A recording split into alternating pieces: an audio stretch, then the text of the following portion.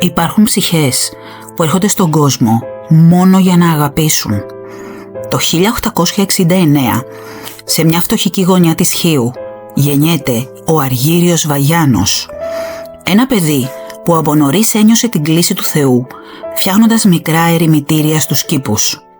Όμως ο δρόμος του δεν θα ήταν στρωμένος με ροδοπέταλα, αλλά με τις πληγές των ανθρώπων.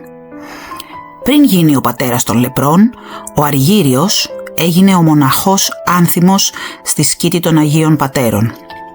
Εκεί, με απόλυτη υπακοή και προσευχή, ασκήτεψε σκληρά.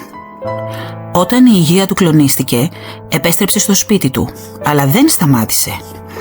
Έχτισε μόνος του ένα μικρό κελί και εκεί, μέσα στην ησυχία, δέχτηκε την επίσκεψη της Παναγίας, η οποία του παρέδωσε την εικόνα της βοήθειας. Αυτή η εικόνα θα γινόταν το καταφύγιο χιλιάδων ψυχών. Το 1911 ο άνθιμος περνά την πύλη του λεπροκομείου της Χίου. Εκεί που οι αρχαίες είχαν εγκαταλείψει τους ανθρώπους στη σύψη και την απόγνωση, εκείνος είδε αδέλφια. Δεν φοβήθηκε τη μετάδοση, τους αγκάλιαζε, τους κοινωνούσε, τους έπλαινε.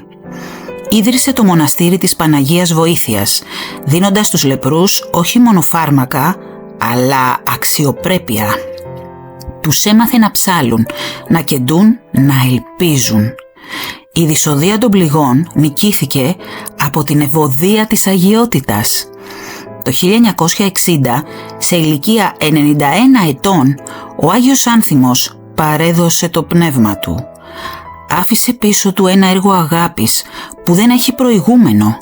Σήμερα τα λείψανά του στοιχείο εξακολουθούν να αναδύουν μια ουράνια ευωδία.